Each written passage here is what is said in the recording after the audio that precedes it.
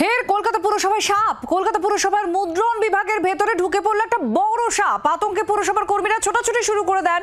সম্প্রতি ডেপুটি মেয়রের ঘরেও সাপ দেখা গিয়েছিল।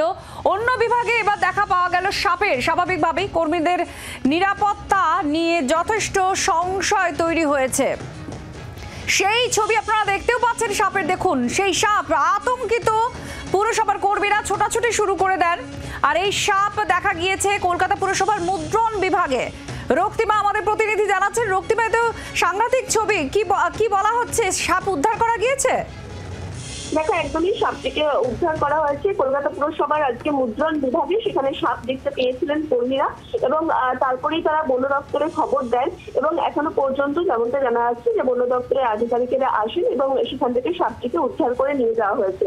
দেখো, যেহেতু পুরোনো বাড়ি প্রায় সাপ বেরিয়ে আসছে, ফলত স্বাভাবিকভাবেই যারা কর্মীরা রয়েছেন তাদের মধ্যে একটা আতঙ্ক তৈরি হয়েছে। এর আগেও দেখা গিয়েছিল পরপর দুবার সাপ বেরিয়েছিল, এমনকি ডেপুটি মেয়রের ঘরেও থেকেও সাপ উদ্ধার হয়েছিল।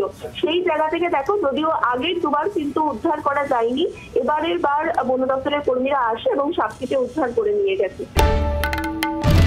বাংলার আওয়াজ, বাঙালির আবেগ, জি 24 ঘন্টা।